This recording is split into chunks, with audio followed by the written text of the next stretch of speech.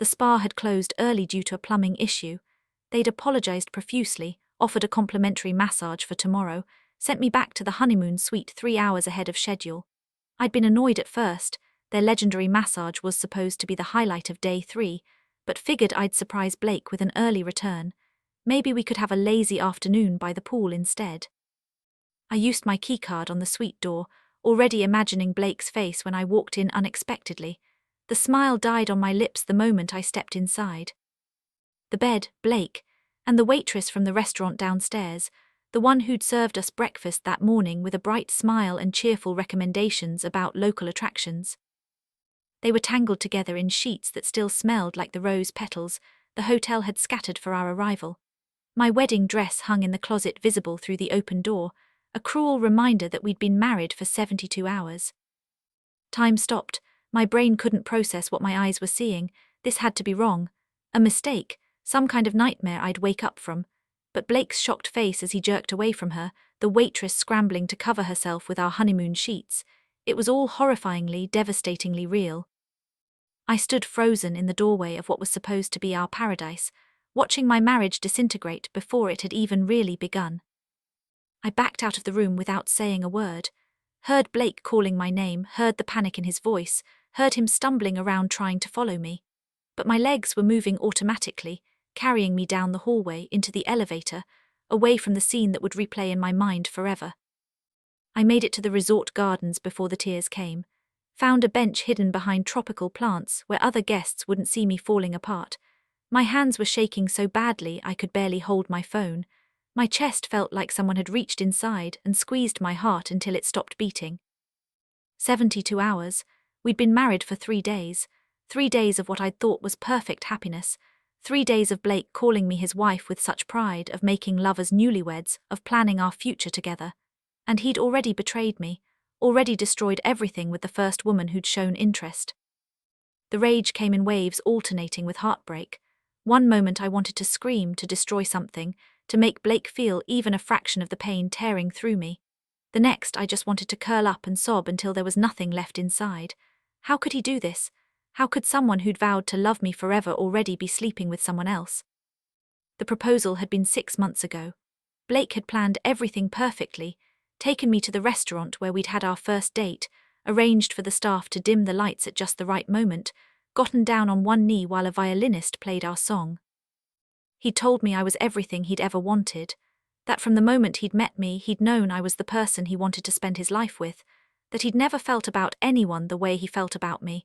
The ring had been perfect, vintage style, exactly what I would have chosen myself, evidence that he knew me, understood me, loved me completely. I'd cried happy tears while he'd slipped the ring on my finger. Everyone in the restaurant had applauded. Blake had kissed me with such tenderness, such promise, such apparent devotion. I'd felt like the luckiest woman alive. Walking home that night, he'd held my hand and talked about our future, the house we'd buy, the kids we'd have, the adventures we'd share. Every word had felt like another brick in the foundation of the life we'd build together. I'd gone to sleep that night wrapped in his arms, certain that I'd found my person, my partner, my forever. 6 months later, on our honeymoon, he'd already cheated, made every promise meaningless, turned that perfect proposal into a lie. After an hour in the gardens, something shifted. The shock and heartbreak crystallized into something colder, sharper. Anger alone wouldn't accomplish anything. Screaming at Blake, making a scene, crying in front of the waitress, that would just make me look like the hysterical wife while he played the apologetic husband who'd made a mistake. I went back to the suite. Blake was dressed now, packing, his phone in his hand. He started talking the moment I walked in, apologies, explanations, desperate justifications that I didn't listen to. I walked past him to the bathroom, locked the door and took the longest shower of my life. When I emerged, Blake was still trying to explain. I held up my hand to silence him, told him I needed space to process, that I was going to take a walk and he should stay in the suite. My voice was calm, controlled, giving no indication of what I was actually feeling or planning. He agreed immediately, probably relieved I wasn't screaming or throwing things. Said he'd wait here, that we could talk when I got back, that he'd do anything to fix this. I nodded and left. But I noticed details on my way out.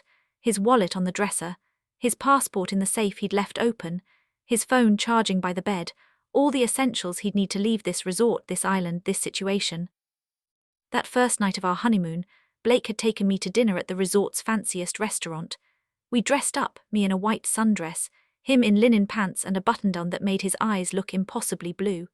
He'd held my chair, ordered champagne, made a toast to our marriage that had made other diners smile at us. To my world, he'd said, raising his glass. To the woman who makes every day worth living, to forever with my best friend.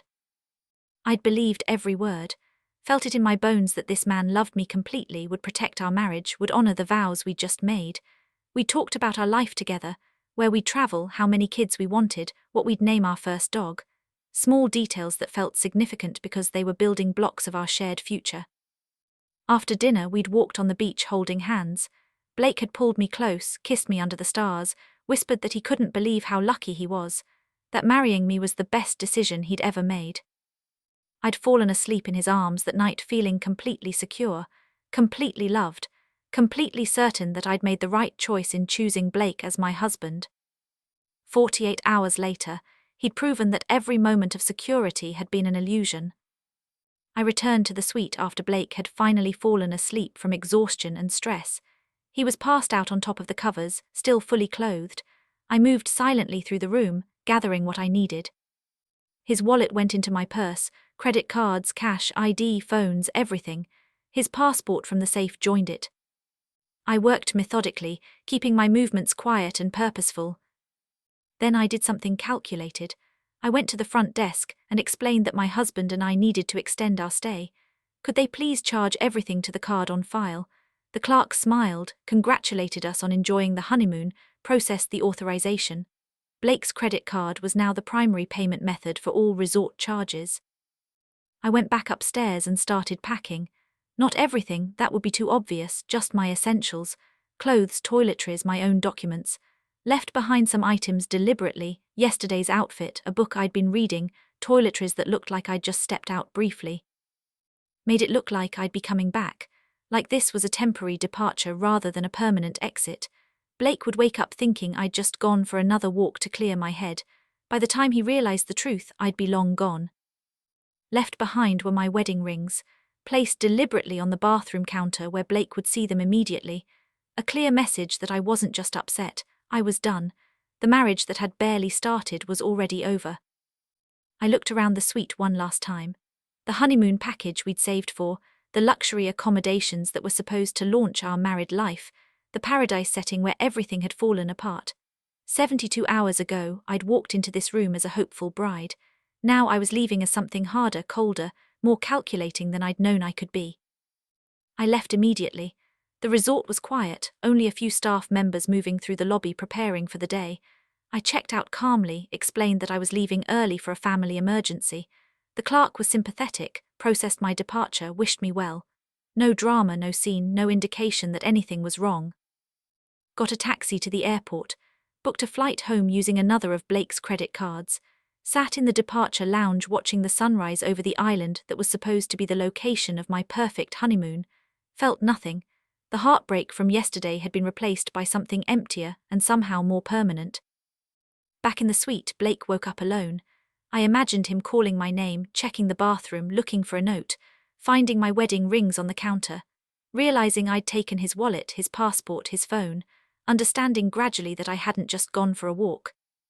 He'd try to call me but my phone was off, try to access money but his cards were gone, try to check out but his credit card was already maxed with resort charges. He'd be trapped in the place where he'd betrayed me, forced to face consequences while I disappeared into a future that no longer included him. Our first date had been almost 2 years ago. Coffee at a cafe near my office, a casual meeting that was supposed to last an hour but stretched into 5. Blake had been charming, funny, easy to talk to, made me laugh until my sides hurt, listened intently when I talked about my work and dreams. We'd discovered shared interests, both loved hiking, both were hopeless at cooking, both had complicated relationships with our families. The conversation had flowed effortlessly, no awkward silences, no struggling for topics. By the time we'd finally left the cafe, I'd known I wanted to see him again. Blake had kissed me goodnight on that first date, sweet and tentative, not pushing for more, had texted me before I'd even gotten home to say he'd had an amazing time, had asked to see me again soon. I'd fallen asleep smiling, already replaying every moment, already imagining where this might lead. Looking back now from the airport departure lounge, I could see that first date differently. The charm had been practiced, the listening had been strategic, the shared interests had seemed too perfectly aligned. Blake had been performing from the very beginning, showing me exactly what I'd wanted to see, and I'd fallen for it completely. Blake's panic must have been spectacular. I checked my email from the airport and found 5 messages from the resort. Apparently Blake had gone to the front desk demanding to know where I was, insisting they contact me, becoming increasingly frantic when they'd explained they couldn't help him. Without his phone, he couldn't call anyone. Without his wallet, he couldn't pay for anything. Without his passport, he couldn't leave the island. He was effectively stranded at a luxury resort with no way to contact the outside world or solve his situation. The front desk had tried to help. Blake had apparently tried to explain that his wife had left and taken his belongings, but without ID they couldn't verify who he was. The reservation was under both our names, but the credit card authorization had my signature. From their perspective, Blake was a guest who'd lost his wallet and was asking for special treatment. They offered to let him stay in the suite until he could sort out his documents. Everything would continue to charge to the card on file, the one that was his, the one that was now his sole responsibility. Blake would be stuck in paradise paying premium prices while trying to figure out how to escape. Blake had given me small gifts throughout our relationship. Nothing extravagant, he wasn't wealthy, but thoughtful things that had shown he was paying attention. A book by my favorite author before I'd even mentioned wanting it. Tickets to a concert I'd talked about weeks earlier. A necklace in exactly my style. The love notes had been frequent too. Little messages tucked into my purse, texts at random times during the day, sticky notes on my mirror. Each one had reinforced that he was thinking about me, that I mattered, that he was invested in our relationship. Weekend getaways had been his idea. He'd plan everything, book the hotel, research restaurants, create itineraries that balanced activity and relaxation. I'd felt cherished, cared for, like Blake was building a relationship rather than just coasting through one. All of it had seemed like evidence that he was serious, that this was a man who showed love through actions, not just words, that I'd found someone who would be a genuine partner rather than just another disappointing relationship. Now those memories felt like evidence of something else, a man who'd known exactly how to manipulate emotions, how to create dependence, how to make someone trust completely before betraying them. Every gift, every note, every planned trip had been part of building a foundation that Blake could destroy the moment it became convenient. I checked the resort's public review pages. Someone had posted a vague complaint about a guest causing a scene at the front desk that morning. Another reviewer mentioned witnessing an uncomfortable situation in the lobby. Nothing explicit, but enough to paint a picture of disruption. Someone had taken a photo of Blake arguing with the front desk. His face was red, his hands were gesturing wildly. He looked like a man whose carefully controlled life had spiraled into chaos. The staff were sympathetic but firm. Without proper identification, they couldn't access his accounts or verify his claims. He'd need to contact his bank, his embassy, his family, but without his phone, that was impossible. He'd asked to use their phone, but they'd explained they couldn't allow guests to make international calls. Blake had apparently tried to explain about me, about the honeymoon, about my taking his belongings, but the story sounded suspicious, a brand new husband whose wife had abandoned him and stolen his documents. It sounded like a domestic dispute, something the resort didn't want to get involved in. They offered to let him file a police report about stolen property.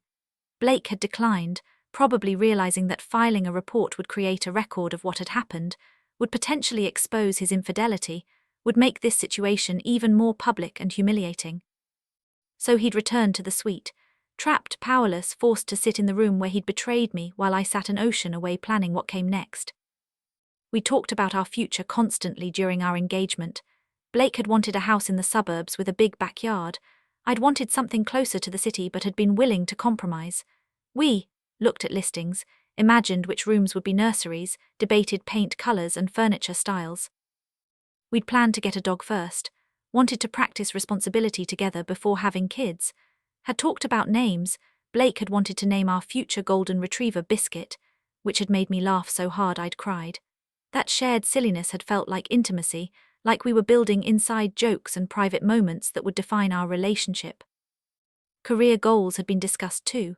Blake had been supportive of my ambitions, had encouraged me to apply for promotions, had talked about how proud he'd be when I succeeded. I'd reciprocated, had supported his own career moves, had imagined us as a power couple building impressive lives together. All those future plans now felt pathetically naive. We'd been playing house, pretending at a maturity and commitment neither of us actually possessed. I'd imagined us as partners when Blake had apparently been imagining me as temporary, someone to marry for show while keeping options open. My phone started buzzing with notifications as I waited to board. Social media alerts, messages from friends, notifications from platforms I'd forgotten I'd joined. Someone had posted about Blake. The post was spreading quickly. I opened it. A video of Blake arguing with resort staff had been posted by someone who'd witnessed the scene. The captions speculated about a honeymoon gone wrong. Comments were already accumulating, people recognizing Blake from his social media, friends asking what had happened, strangers weighing in with opinions and judgment. Someone had connected the dots, posted screenshots of Blake's wedding photos alongside the video of him arguing. The timeline was obvious. We'd been married days ago. Now he was alone at a resort having some kind of meltdown. Speculation about what had happened was running wild. I posted a single photo, me at the airport cafe, a subtle smile, a caption that just said home. Nothing explicitly accusatory, nothing that directly explained what had happened, but the timing would be obvious to anyone paying attention. I'd left my honeymoon early. Blake was stranded at the resort. The story wrote itself. Friends started texting immediately. "Are you okay? What happened? Do you need anything?" I responded vaguely. "Family emergency, everything's fine, needed to come home early." Let them draw their own conclusions. There had been a rainy walk through the city about a year ago. We'd been caught in a sudden downpour without umbrellas, had ended up completely soaked. Instead of being miserable, Blake had started dancing in the rain, pulling me into an impromptu waltz on an empty sidewalk. I'd laughed until I couldn't breathe. We'd been ridiculous, spinning in puddles while rain poured down, not caring that people were staring from restaurant windows. Blake had dipped me dramatically, kissed me while water ran down our faces, made me feel like we were in a romantic movie rather than just two idiots getting drenched. Walking home afterward, still soaking wet, he'd held my hand and said he'd never felt more alive than in moments like that. Random, spontaneous, perfect because we were together. I'd believed him, had felt the same way, had thought those small moments of joy were evidence of a deep connection. Now that memory felt poisoned.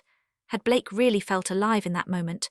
Or had he been performing joy, knowing it would bind me closer to him? Had any of his laughter been genuine? Or was I just another woman he'd learned to manipulate with calculated spontaneity? I started sending subtle messages to mutual friends and family. Nothing explicit, nothing accusatory. Just hints that things with Blake weren't what they'd seemed, that the marriage had problems, that I'd made a mistake.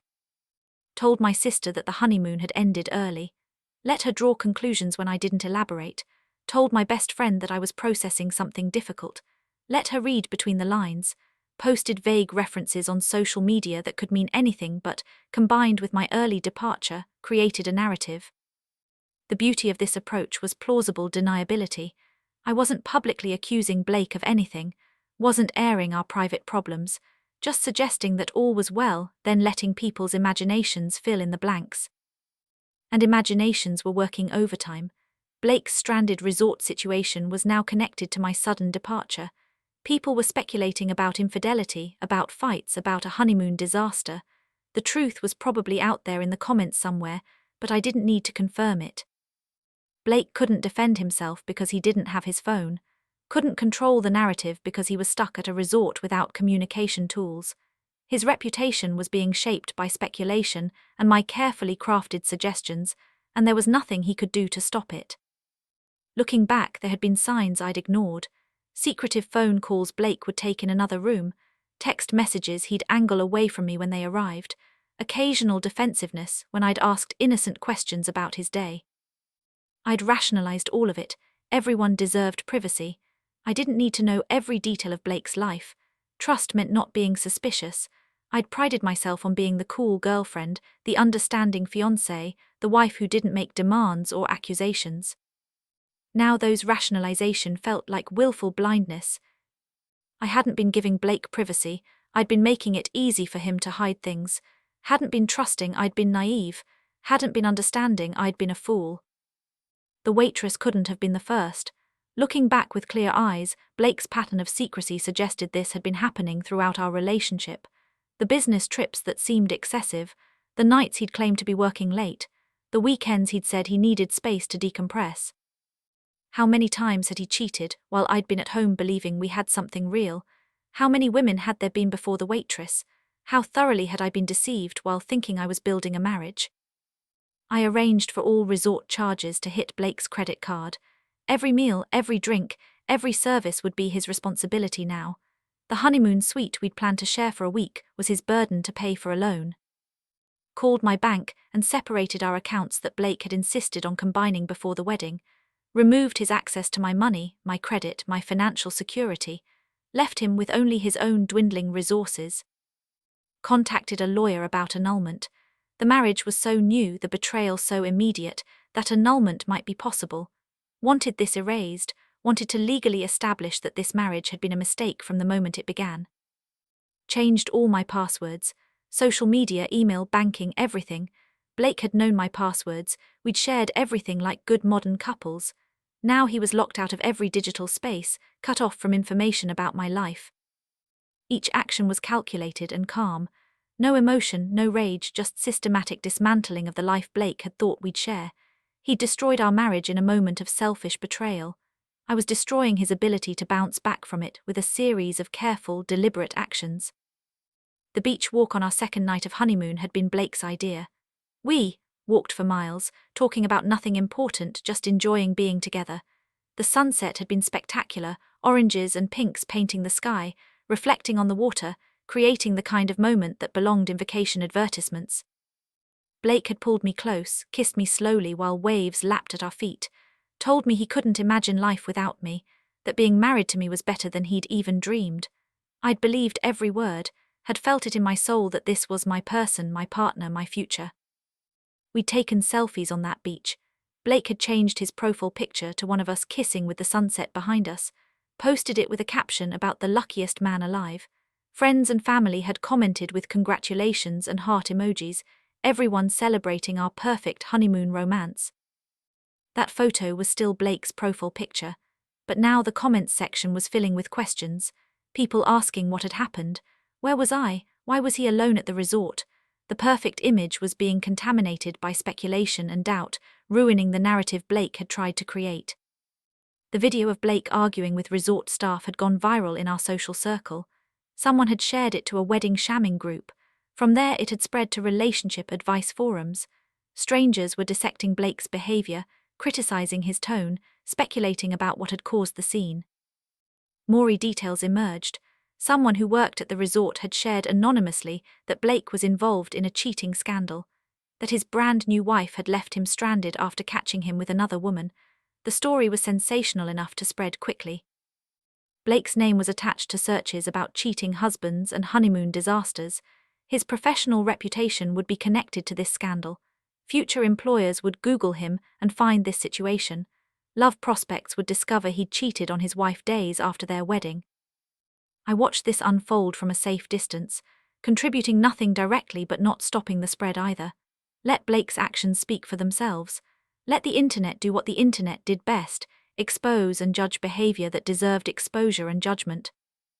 Our wedding had been beautiful. I'd spent a year planning every detail, the venue, the flowers, the music, the food. Everything had been perfect. Blake had cried when he'd seen me walking down the aisle, had whispered his vows with such apparent sincerity that I'd barely made it through mine without breaking down. Our families had celebrated together. Friends had given toasts about how perfect we were for each other. Photos from that day showed two people who looked completely in love, completely committed, completely certain they were making the right choice. I'd kept my wedding dress in the closet of our honeymoon suite, had planned to have it preserved and boxed when we got home, a keepsake from the most important day of my life. Now I'd left it there, another deliberate abandonment. Let Blake figure out what to do with the symbol of a marriage that had lasted 72 hours.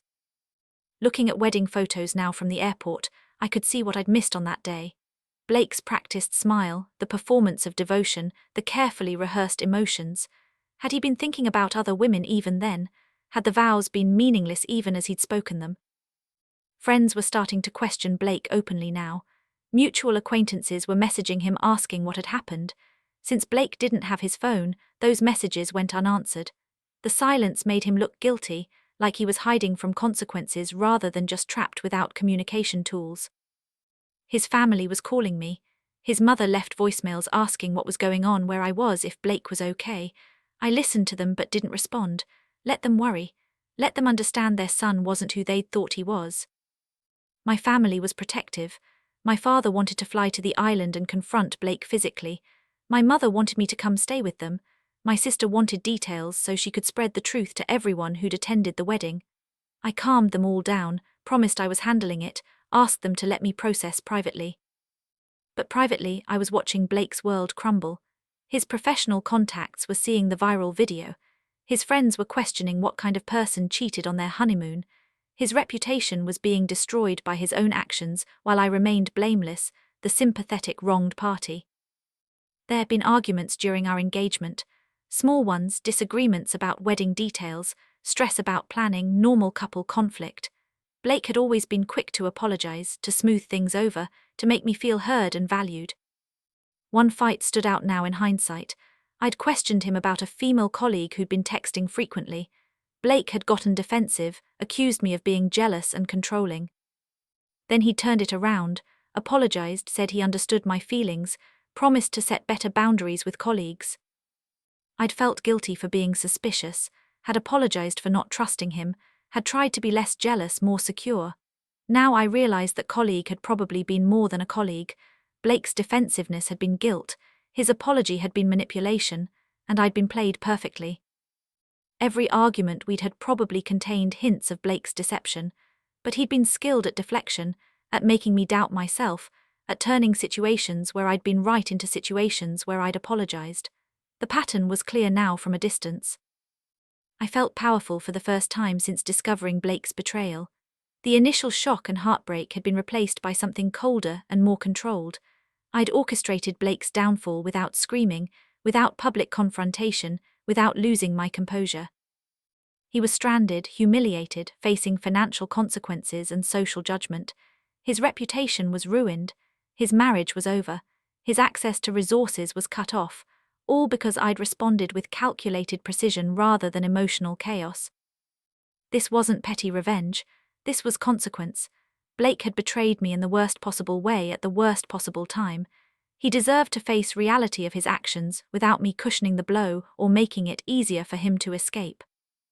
The old me would have cried, forgiven, tried to work it out, would have believed his apologies and stayed in the marriage hoping he'd change. This new version was harder, smarter, less willing to accept betrayal and call it love. I sat on my own balcony 3 days later, coffee in hand, watching the sunset over a city that was home. Not the tropical paradise where I'd discovered my husband's betrayal, but familiar streets where I'd rebuild my life without him. The annulment papers were filed. Blake's belongings would be returned eventually, once he figured out how to leave the island and face the consequences waiting at home. The marriage that had lasted 72 hours was legally ending. I'd received one message from Blake, sent through the resort, an apology that tried to explain his behavior as a moment of panic, cold feet, a terrible mistake that didn't represent who he really was. I'd deleted it unread after the first sentence. His explanations didn't matter anymore. The hurt was still there, the betrayal still strung, but underneath it was something new, empowerment, clarity, strength I hadn't known I possessed. Blake had broken my heart, but he hadn't broken me. I'd responded with intelligence rather than emotion, precision rather than chaos. The sun was setting, painting the sky in colors that rivaled our beach walk, but this sunset was mine alone, a beginning rather than an ending, a moment of peace after calculated action. I sipped my coffee and smiled slightly. Blake had thought he could betray me without consequence. He'd learned differently, and I'd learned something too, that I was capable of protecting myself, of demanding better, of walking away from people who didn't deserve me. The marriage was over, the heartbreak would heal, and I'd survived this stronger than before. Blake had tried to destroy me on our honeymoon, instead I'd destroyed his ability to hurt me again. Justice, I decided, tasted better than revenge, especially when served with calculated calm.